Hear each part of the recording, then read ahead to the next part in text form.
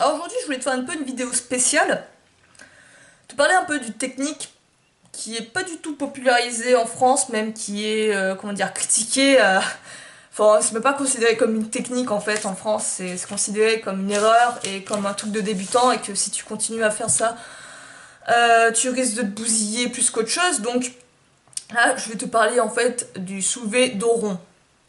Je vais un peu essayer comment dire, de dédiaboliser. Ouais, je crois que c'est un beau mot ça. Je vais essayer de dédiaboliser un peu ça et aborder, on va dire, sous un autre angle le fait de soulever dos rond. Et comme quoi, dans certains cas, ben, c'est pas dangereux. Et que même si c'est bien fait, bien sûr, et tout, quand même des petites des nuances à faire, on le fait pas n'importe comment. Il faut que ce soit conscient en fait. Et en plus, dans certains cas, tu es obligé d'adopter cette position. Tu es obligé d'avoir le dos rond, sinon c'est plus dangereux qu'autre chose. Et tu auras moins de force, tu pourras pas soulever l'objet. Donc on va dire que tu n'auras pas une bonne technique pour soulever certains types d'objets si tu n'adoptes pas un dos rond et que tu préfères rester dos droit. On va voir aussi que le soulevé dos rond apporte beaucoup plus de force. Tu pourras soulever plus lourd avec un dos rond qu'avec un dos droit. Mais là encore, ça va être dans certains cas de figure et je vais te parler un peu plus de ça en détail. En gros, tu auras compris, on va discuter du soulevé dos rond. Donc comme je te l'ai dit, en France, c'est pas du tout popularisé, j'ai rien trouvé en français sur ça. En termes de vidéos et tout, t'auras rien là-dessus. T'auras rien qui va te dire que le soulevé dos rond c'est bien. T'auras tout le temps des choses comme quoi c'est une erreur et qu'il faut absolument soulever dos droit. Surtout pour le deadlift, t'auras ça, pour le squat également, tout ça. Et par contre, on va dire dans la sphère anglophone, t'as quelques infos quand même, t'as quelques infos intéressantes là-dessus. Et je vais t'en faire part, je vais te les partager. La première fois que j'ai entendu ça, le soulevé de rond, le fait comme quoi soulever de rond n'était pas mal, n'était pas dangereux, ça a été dans l'entraînement d'un dinosaure. Dans le livre. Je peux te dire que ça m'a vraiment interpellée et m'a titillé l'esprit parce que j'avais jamais entendu ça avant.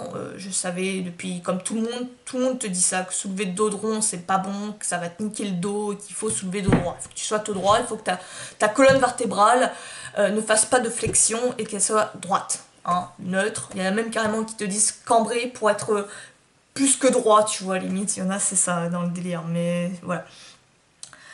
En gros, soulever dos rond, c'est méchant, c'est pas bon, c'est vilain, il faut surtout pas faire ça. Et là, dans ce petit paragraphe de Brooks Kubik, qui justement redonne du crédit à cette méthode, à cette technique qui a été utilisée depuis des millénaires, le remet en valeur et te montre comme quoi c'est pas si dangereux que ça et que même tu peux avoir beaucoup plus de force avec ça. Donc je vais te lire ce passage, ça va peut-être t'intéresser. Moi, ça m'a vraiment interpellé, ça m'a poussé à rechercher un peu plus ça, à un peu plus approfondir ça et arrêter de gober tout ce qu'on me dit. Donc, il commence comme ça son paragraphe. Une des raisons pour laquelle soulever des sacs et barils est si productif, c'est que vous soulevez ces objets avec un dos rond. Comme tu vois, ça va être toujours. Là, il te mentionne des objets un peu. Comment dire, qui ne soient pas des barres et des haltères. Pourquoi est-ce important? Parce que le soulevé dos rond est l'un des secrets perdus de la force totale. John P. Jesse est l'un des rares écrivains modernes à mentionner le soulevé dos rond dans son livre, page 82, Encyclopédie de la préparation physique de lutte, du lutteur. Jesse discute de diverses formes d'exercices de résistance progressive, utilisées par les anciens lutteurs indiens. L'utilisation de lourds sacs de sable et haltères faits de pierres circulaires, de lourdes pierres à épauler et des pierres en forme de roues à accrocher au cou pendant que l'athlète court, grimpe des escaliers ou fait des squats. Jesse a noté: le point important pour le lecteur est que toutes ces formes de musculation, ouais, j'ai fait l'abrégé, étaient faits dos rond, avec l'accent placé sur le développement de grandes forces dans le bas du dos et sur les côtés. Donc à mon avis, c'est les obliques. Hein. Aucun d'entre eux n'était effectué dos droit de manière traditionnelle, comme dans la philosophie d'aujourd'hui, qui suppose que les soulevés faits dos arrondi amènera des problèmes de dos. Qui a souvent observé un lutteur en compétition soulever et retourner un adversaire avec un dos droit? À la page 203-204, Jesse ajoute le commentaire suivant. Sac de sable, sac de riz, sac chargé de chanvre ou de copra, les pierres lourdes et les massues de pierre étaient utilisées pour le développement de la force par les lutteurs pendant plusieurs centaines d'années, longtemps avant l'invention de la barre de fer. Les sacs de sable les plus lourds pesaient dans les 40 à 100 kg et étaient utilisés pour développer la force dans le bas des hanches et les jambes. L'utilisation de lourds sacs de sable et avec une grande circonférence oblige l'athlète à faire son soulevé dos rond au lieu d'un dos droit traditionnel à la barre. C'est un type de soulevé qui développe vraiment un dos fort. La perspective de Jesse est vive. Pour prouver sa validité, tout ce que vous avez à faire est de passer quelques mois à vous entraîner avec des sacs de sable de lourds barils dans le cadre d'un training lourd. Vous constaterez que les sacs et les barils augmenteront considérablement la force dans votre dos. Si vous êtes un athlète, en particulier un lutteur ou un joueur de foot américain, je précise, le soulevé dos rond constituera votre... le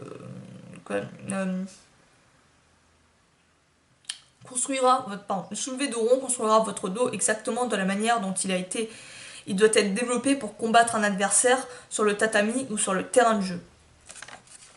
Donc ça c'est vraiment intéressant parce qu'en fait quand tu y repenses, c'est vrai que dans les sports un peu de lutte, quand tu vois la lutte et tout, tu regardes un peu des matchs de lutte et tout, de lutteurs, les mecs soulèvent, on va dire, un mec de même gabarit qu'eux, même poids, donc souvent ça va être des mecs de quoi, pour les plus légers 70 kg, pour les plus lourds 80 à 100 kg, ils doivent le soulever. Et quand tu regardes les matchs, les mecs n'ont clairement pas le temps de se placer dos droit comme en musculation on le fait pour faire un beau deadlift et tout avec une bonne technique. Les mecs sont obligés vraiment de se rapprocher le plus possible leur centre de gravité de l'adversaire, le saisir et le soulever. Et ça implique forcément qu'ils seront dos rond, clairement. Ils n'ont pas le temps, ils n'ont pas la capacité le moment, on va dire à ce moment donné, d'être dos droit. Et si ces soulevés étaient vraiment si dangereux que ça, je pense que les pratiquants de lutte seraient très réputés pour avoir d'avoir des problèmes de dos comme personne d'autre et comme très dangereux quoi. On va dire tous les lutteurs auraient des problèmes de lombalgie, de lumbago, etc. Ensuite, là c'est le cas de la lutte. Tout ce qui est lutte et tout, grappling, peut-être du judo, mais je pense plus la lutte. T'as pas le même soulevé avec le judo. Ouais, ce sera plus la lutte. T'es obligé d'être dos rond, clairement. Sinon, tu pourras pas soulever ton adversaire, t'auras pas le temps, tu vas te faire niquer. Ensuite, deuxième cas où t'es obligé d'être dos rond, ça va être pour tout ce qui est soulevé de pierre, de soulever, on va dire, des objets avec une grande circonférence, grosse densité, large. Là, tu es obligé d'être dos rond également. Quand tu regardes par exemple des soulevés de pierres d'Atlas, les Atlas Stone, tu sais, c'est des grosses pierres énormes que les strongman ils soulèvent et tout. Tous ces soulevés se feront dos rond. Tu es obligé d'être dos rond. Tu peux pas adopter une bonne technique avec un dos droit. Car ton but est d'être le plus près possible, le plus collé possible, coller le plus possible ton centre de gravité de l'objet, afin de pouvoir la décoller du sol. Donc, dans un article sur le site Breaking Muscle, je te mettrai les liens d'ailleurs en description. Justement, il te disait, c'était un coach de je sais plus quoi là, il te parlait du fait de soulever dos rond et que c'était ok dans certains cas. Et là, ce cas de figure, c'est bon, c'est nickel, il n'y a pas de souci. T'es obligé d'être dos rond en fait. Quand tu soulèves des objets comme ça, des pierres, t'es obligé. Et ça ne va en aucun cas amener des problèmes de dos. Il n'y a pas d'inquiétude à faire. On va voir en fait que c'est pas tant le fait d'avoir une flexion dans la colonne vertébrale qui pose problème, mais plus l'important c'est vraiment d'éviter d'avoir ta colonne qui soit en mouvement. Il faut qu'une fois que tu adoptes une position, tac, tu te figes et que ta colonne ne bouge plus, quoi. Il n'y a plus du tout de flexion, il n'y a plus du tout de mouvement dans ta colonne. C'est ça qui va permettre d'avoir une grosse stabilité et de ne pas poser de problème à ton dos. Donc tu verras, peu importe. Tu fasses des soulevés de pierre, des sacs de sable, des troncs, tous ces objets-là, plus ils sont gros en plus, plus ça accentue la chose, plus tu devras être dos rond, excuse-moi. Plus tu devras te rapprocher de l'objet, tu devras l'encercler, l'enrouler avec ton corps en fait, et être dos rond. Tu pourras pas avoir un dos droit parfait comme avec le deadlift. Ensuite, autre cas de figure, ça va être aussi pour... D'ailleurs, on reprend sur les barres, là, on retourne un peu sur les barres. Donc, si tu fais du deadlift à la barre, le cas de figure où tu peux être dos rond, en fait, c'est quand tu te rapproches vraiment de ton maxi et que tu te rends compte, en fait, quand tu es proche de ta limite,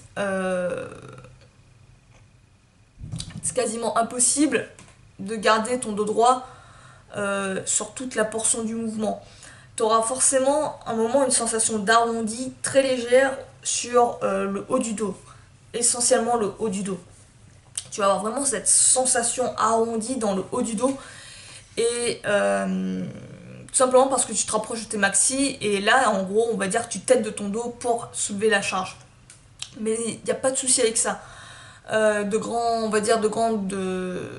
De mecs qui font des powerlifters et tout utilisent cette technique pour soulever plus lourd et avoir, on va dire, exploser leur record. Mais là encore, c'est un peu, on va dire, le cas de figure du deadlift, c'est un peu particulier, je trouve. Donc, mais c'est une technique qui existe où tu vas être dos rond et qui va te permettre de soulever plus lourd.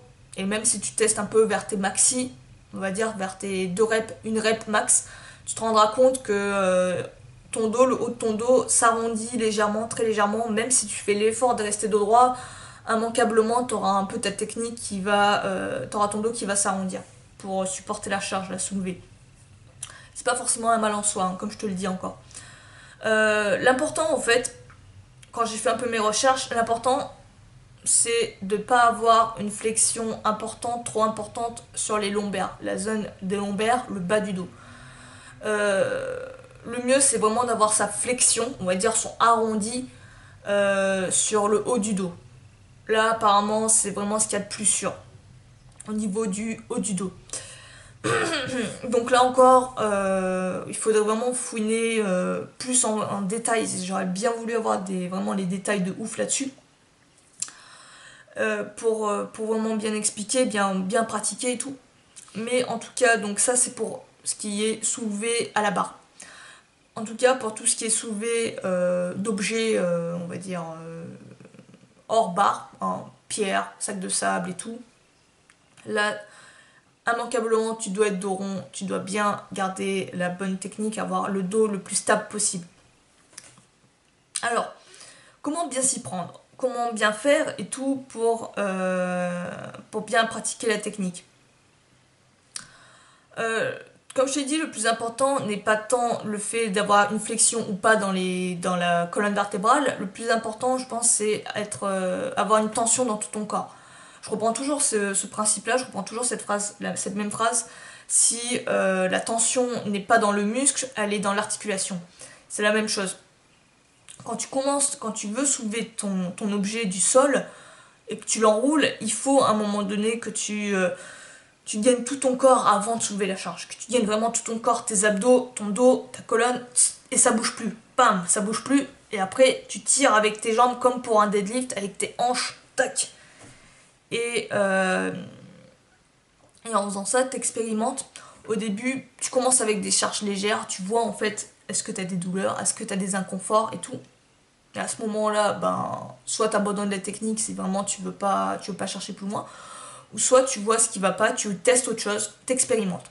Moi, je suis vraiment je suis vraiment quelqu'un qui défend l'expérimentation, tester par soi-même, voir le ressenti et tout, l'inconfort. Je pense clairement que de toute façon, si vraiment c'est une technique mauvaise et très mauvaise pour ton dos, tu vas vite t'en rendre compte à un moment donné. C'est pas que la douleur elle va apparaître au bout de 10 ans à mon avis, hein. C'est clairement au bout de quelques soulevés, tu vas vite te rendre compte que tu as mal au dos et que tu as un inconfort. Alors c'est pour ça que c'est important de commencer avec des charges très légères pour éviter des grosses blessures. Donc toujours le faire au ressenti. Mais prêter vraiment à écouter son corps. Écouter son corps, mais tester. Tester et voir. C'est vraiment ça le plus important pour un peu casser les idées reçues et voir si vraiment c'est si dangereux que ça. La preuve comme quoi tu vas pas forcément tu vas pas forcément attendre 1000 ans avant d'avoir une douleur, on va dire, dans le dos pour voir si cette méthode marche pas. C'est quand tu vois les gens qui travaillent dans les entreprises et tout, souvent au bout de quelques semaines, quelques mois, ils commencent à avoir des douleurs. Bon, après, c'est un autre cas de figure parce que eux, ils répètent tout le temps le même mouvement, donc même s'ils pratiquent une bonne technique, le fait de répéter inlassablement, sans repos, le même mouvement, ça va les bousiller. Mais quand même. Donc, je t'invite pas à aller jusqu'à la blessure, je t'invite à aller à écouter ton corps, à tester et à surtout voir si vraiment tu as des inconforts. Si tu commences à avoir par exemple peut-être des picotements ou une mauvaise sensation, corriger soit ta technique, essayer de voir ce qui va pas, essayer de voir s'il y a de l'attention qui manque à certains endroits ou abandonner complètement de tester la technique de rond.